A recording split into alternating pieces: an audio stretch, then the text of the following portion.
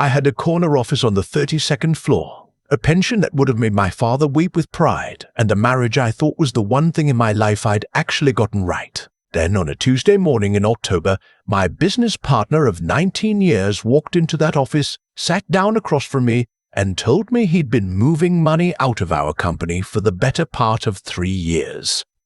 By the time I understood what he was saying, there was almost nothing left to save. My nephew stood with the bank, who's 63 years old, and Anita Tilk was foreclosing on my house, 67 years old, myself. I started Whitaker & Crane Financial Consulting in 1994 with a man named Elliot. We'd met in graduate school at Ohio State, two guys from working-class families who thought we could build something real. And we did. For nearly 2 decades, we built something I was genuinely proud of. We had 41 employees at our peak. We managed retirement accounts for small business owners across the Midwest. We sponsored Little League teams in Columbus. We were the kind of firm where people sent us Christmas cards because they trusted us with the money they'd saved their whole lives. I trusted Elliot the same way. He was the best man at my wedding.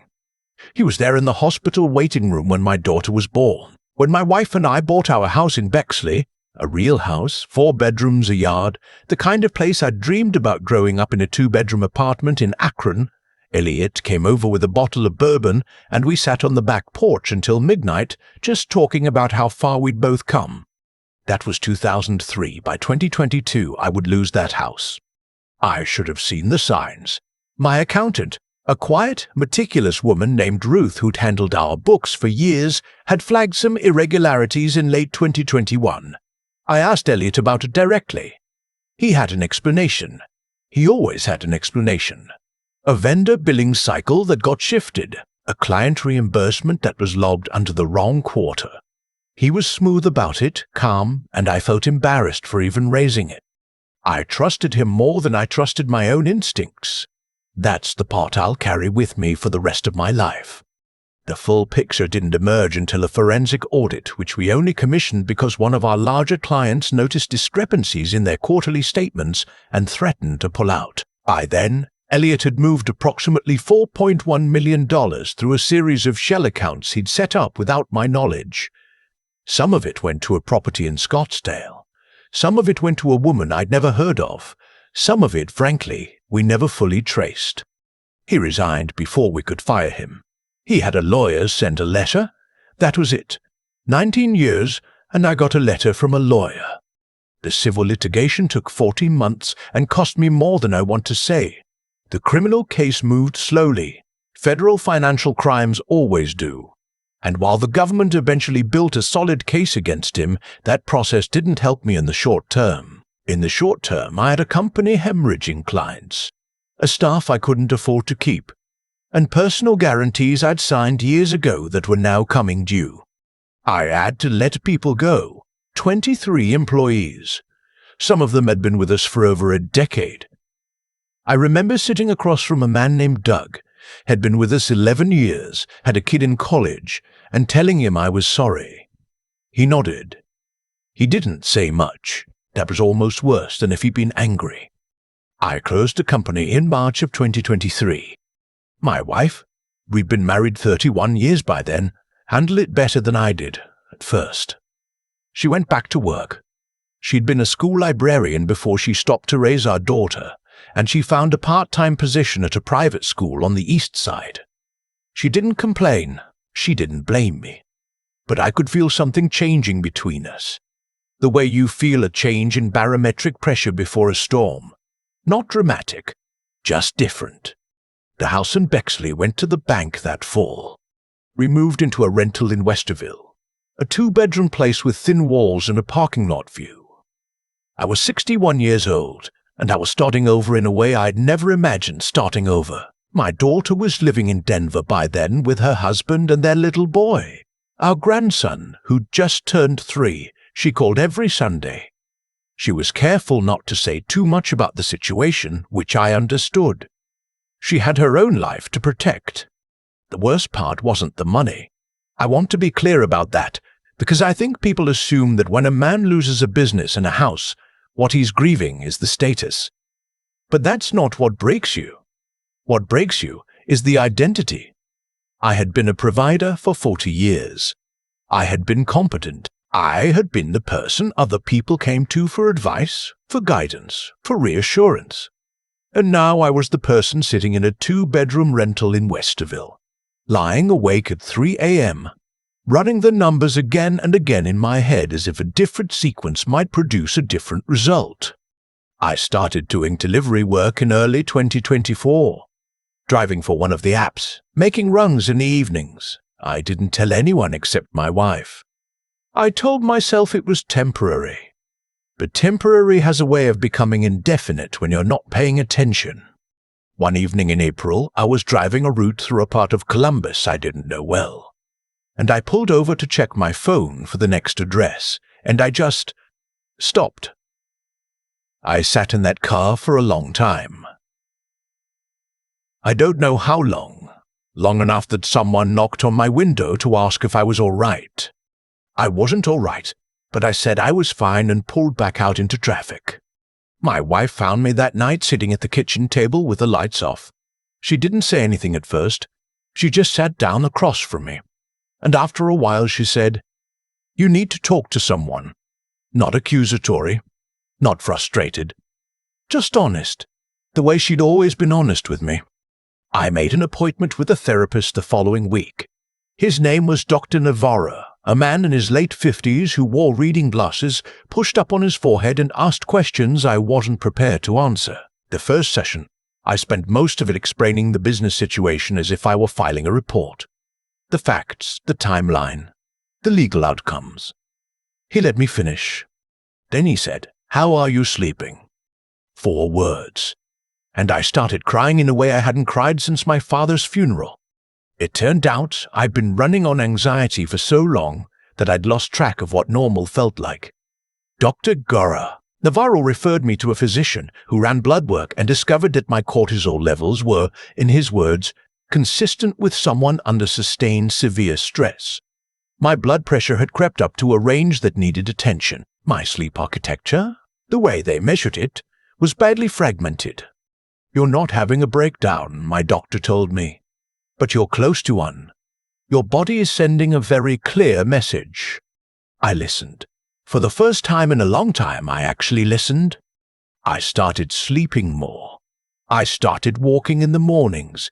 Nothing dramatic, just 30 minutes through the neighborhood before my wife left for work. I stopped doing the delivery driving. I applied for a compliance consulting position at a small firm downtown. Work that used the knowledge I'd built over 30 years, even if the title and the salary were a fraction of what they'd once been. They hired me on a contract basis. It wasn't much, but it was something that felt real. Meanwhile, my daughter had been quietly doing something I didn't know about. She'd been in contact with a man named Avery Sutherland. Avery was my younger brother's son, my nephew, who I'd lost touch with over the years. My brother passed in 2015, and Avery had moved around a lot after that. Texas, then Oregon, then somewhere in the Pacific Northwest that I couldn't keep straight. We'd exchanged Christmas cards a few times, and that was about it. But my daughter, who'd apparently decided she wasn't going to watch her father disappear quietly into grief, had tracked him down on her own. Avery called me on a Saturday morning in September. I almost didn't answer. I didn't recognize the number. He said, "Uncle Gerald, it's Avery. I know we haven't talked in a long time. I just want you to know that I've been hearing what's been going on, and I want to help if I can." I didn't know what to say. I think I said something like, "I appreciate that," which is what you say when you don't know what to say. But he wasn't calling just to offer sympathy. Avery, it turned out, had built a small but genuinely profitable software company in Portland. He'd sold it in 2021 and was now doing what he called strategic advisory work for startups, basically consulting with early-stage companies on operational structure and financial integrity. He'd been following the case against Elliot through public records because apparently my daughter had told him enough that he'd started paying attention. "I've been thinking," Avery said, "about whether there's something worth rebuilding here." He wasn't talking about Whitaker and Crane. That name was too damaged, too entangled in the litigation. He was talking about starting something new, a boutique compliance and fiduciary advisory practice, built around the exact thing that Elliot had violated: trust. He thought there was a market for it, specifically among small and mid-sized businesses who'd been burned by their own advisors or were scared of being burned. He had capital, he had connections, and he said he wanted to bring me in not as a figurehead but as a genuine partner. Because in his words, you know things about this world that can't be taught. You learned them the hard way. I didn't say yes that day. I told him I needed time to think. I talked it over with my wife that night, and for the first time in nearly 2 years, I saw something in her face that I hadn't seen in a while. Not excitement exactly. Something quieter than that. Something like relief. We said yes. The new firm, we called it Clear Line Advisory because we wanted the name to mean something, opened its doors in January of 2025, operating out of a modest office in the Short North neighborhood in Columbus. Avery flew out for the launch. My daughter drove up from Denver with her husband and their little boy, who spent most of the morning running laps around the conference table and charming every person in the building. I watched my grandson chase a balloon across the room, and I thought about all the times I'd been too busy to drive down to Denver. All the Sunday calls where I'd said, "I'm fine, everything's fine," when I wasn't fine at all. The first year was slow but honest. We didn't chase volume. We took clients carefully, built relationships the old-fashioned way. Referrals, face-to-face meetings, the kind of patient work that doesn't look impressive on a pitch deck, but builds something durable. By the end of 2025, we had a client roster I was genuinely proud of. Not the scale of what I'd had before, but clean, trustworthy. Mine. The criminal case against Elliot concluded that same fall. He was convicted on multiple counts of wire fraud and breach of fiduciary duty. He was sentenced to 6 years in federal prison. I sat in the courtroom when the verdict was read, and I waited to feel something. Relief, or satisfaction, or closure, or whatever word people use. What I actually felt was tired. Not in a bad way, just tired in the way you feel when something you've been carrying for a long time is finally set down. My wife was sitting next to me. She took my hand when the verdict was announced. There's something I want to say about her, because I don't think I've been clear enough. She didn't have to stay. Not that I ever thought she would leave, but I understand now, more than I did then, that choosing to stay through something like that is an active choice that gets made every day. She made that choice every day for 2 years. While I was lost inside my own head, she was holding things together in ways I didn't always see. Getting up in the morning, making sure there was food in the apartment, calling my daughter when she was worried about me and didn't want to alarm me by calling me directly. I owe her more than I can say. What I can say is that I'm trying. Last spring, we went back to Bexley. Not to the house. The new owners have done things with the landscaping that I don't think I need to see up close, but to a restaurant nearby that we'd been going to for years. We had a table by the window. We ordered what we always order. She got the salmon. I got the steak, which Dr. Navarro would probably have opinions about. We didn't talk about the business or the trial or the money. We talked about our grandson, who had recently announced that his favorite color was dark. Not black, specifically. Dark. We talked about a trip we wanted to take, somewhere neither of us had been. We talked about what it might feel like to be somewhere new, with no history attached to it, just the two of us looking at something we'd never seen before. When we walked out into the parking lot afterward, she stopped and looked at me. "You seem like yourself again," she said. I thought about that on the drive home. Whether it was true and in what sense it was true. I'm not the same person I was before all of this. I don't think I could be, even if I wanted to be. I'm slower to trust, which is probably sensible. I'm faster to say what I actually mean, which is probably overdue. I pay attention to my body now in ways I never did when I was younger, and thought that keeping going was the same thing as being strong. But there's something underneath all of it that I recognize. Something that was there when I was a kid in that two-bedroom apartment in Akron, watching my father leave for work every morning before the sun came up. Understanding without being told that the world didn't owe you anything, but that you could build something anyway if you were willing to do the work and tell the truth. I built something before. I watched someone I trusted take it apart, and then I built something again. Smaller, slower, more carefully, with my nephew beside me and my wife across the table and my daughter calling every Sunday from Denver. The money is different now. Less of it structured differently, harder earned, but what I do with it feels more deliberate. I know what it cost. Elliot is in a federal facility in Pennsylvania. I don't think about him as much as I used to. When I do, I find that the anger has mostly gone quiet. What's left isn't forgiveness exactly. I don't know that I'm there yet. What's left is something more like indifference. He made choices. Those choices have consequences. My life moved on without him. My daughter asked me recently what I would tell my younger self if I could. The kind of question she asks now that she's in her 30s and has a child of her own and is starting to think about these things. I thought about it for a while before I answered. I said pay attention to what people do, not just what they say. Trust is not the same as faith. Faith you extend freely. Trust you build over time and you protect carefully. And when someone violates it, that's information, the most important information there is. And I said when you fall apart, don't be too proud to let someone help put you back together. That was the hardest lesson for me. 61 years old and I still thought that needing help meant something was wrong with me. It doesn't. It just means you're human and the weight got heavy and you had the sense to set it down for a minute. My grandson called me last week.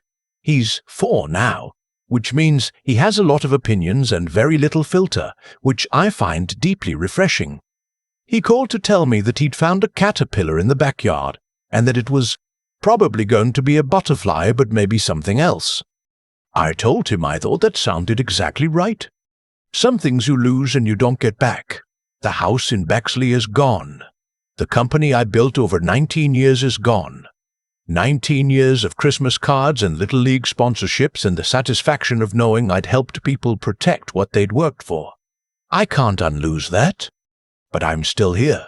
My wife is still here. My daughter calls every Sunday and my grandson thinks caterpillars might become something else. And there's a small firm in the short north with a name that means something to me. And I walk 30 minutes every morning before anyone else is awake. And I sleep now.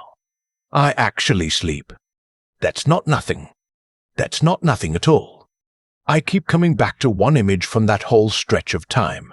Me, sitting in a parked car on a street I didn't know, in the dark, with a delivery app open on my phone, not moving. 61 years old. 30 years old work behind me. And I couldn't make myself pull back out into traffic. That moment embarrasses me still. But I think it's also the most honest thing I can offer anyone who's listening. Elliot didn't just take the money. He took the story I'd been telling myself about who I was. I was the guy who built things. The guy people trusted. The guy who showed up. And when that story got ripped away, I didn't know what was underneath it. I had to find out the hard way. In a 2-bedroom rental in Westerville, at an age when most men I knew were thinking about early retirement. What I've learned, and I mean learned in the way that costs something, not the way you read in a book, is that integrity isn't just about what you do when people are watching. It's about what you do with information you'd rather not have. Ruth flagged those irregularities in late 2021. I had the information.